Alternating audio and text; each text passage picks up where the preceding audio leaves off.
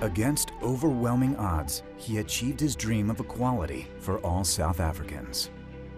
Nelson Mandela was born on July 18, 1918 in a small South African village. His father, a tribal chief, gave his son the name Rolihlahla. At the age of 7, he began his British education, and his teacher gave him the name Nelson. When his father died, Nelson was sent to live with the leader of the Thembu people. He groomed Nelson for leadership, letting him sit in on council meetings, sending him to the finest schools. During a break from college, Nelson ran away to Johannesburg in order to avoid a prearranged marriage. It was 1941, and for the first time, Nelson came face to face with the brutal reality of a racially divided South Africa.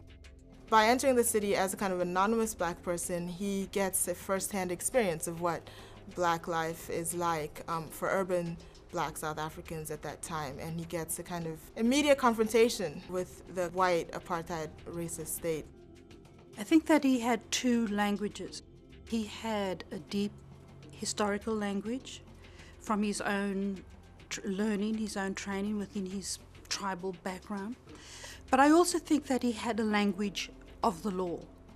He had a completely contemporary language, and he brought those two together in the language of human rights. He began attending meetings of the African National Congress, an organization that aimed to establish a democratic government. During this time, he married his first wife, Evelyn. The apartheid regime really begins to be kind of built up after 1948, when the National Party comes into power, and they were the party of apartheid. A year later, the ANC adopted nonviolent civil disobedience as official policy. In 1952, they launched the campaign for the defiance of unjust laws, and Nelson traveled South Africa in support of that effort. The National Party government took steps to restrict Nelson's movements, banning him from attending any gatherings and confined him to Johannesburg. He was made the chief volunteer of the Youth League's National Defiance campaign, and that's when the authorities began to notice him. The government knew that they had someone that they could not look away from.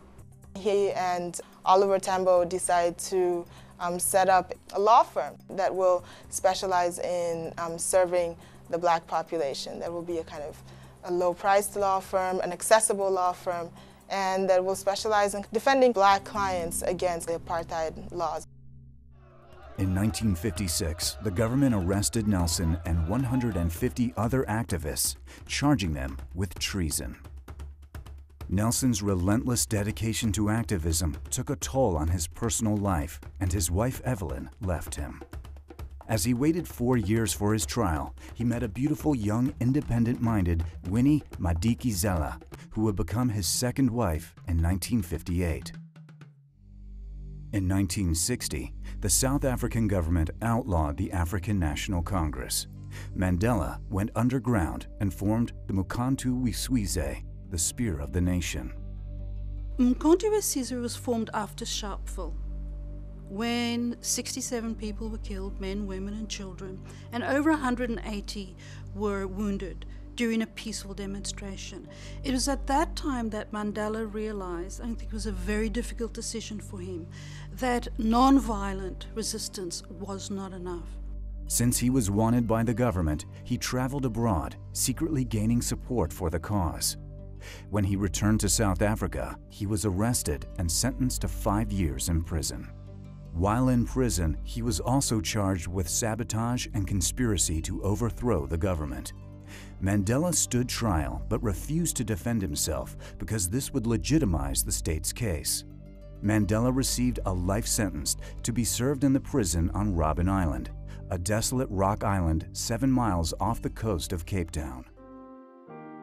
Instead of being forgotten in jail, Mandela became a symbol for the movement to end apartheid. During the 1980s, several offers of release were made to Mandela on the condition that he renounce violence. He refused. In February of 1990, the government declared the ANC legal and announced Mandela was to be released. Here's this man who hasn't been seen for over a quarter century, walking out into the world. Now free at the age of 71, Mandela was named the head of the ANC. His work to help bring an end to apartheid earned him the Nobel Peace Prize in 1993. In 1994, for the first time in more than 300 years, blacks in South Africa would have the opportunity to vote for their rulers. At the age of 75, Mandela was elected president in a landslide. Becoming the president, I think he really moved the world, because this was a place that most of us didn't think would ever see black leadership. And so for him to rise to power after being in jail for 27 years, I think it was just a really historical moment. Mandela proved to be a master politician, knowing when to be unyielding and when to compromise. Unfortunately, his marriage to Winnie came to an end in 1996. In 1998, Mandela married his third wife on his 80th birthday. The following year, he stepped down as president of the ANC. Nelson used his stature to help mediate the civil war in Burundi. He continues to work with human rights organizations and for AIDS awareness. I think that he will be known as, one of the peaceful freedom fighters of our time. Nelson Mandela continues to be a defining symbol of how one man can truly make a difference in the world.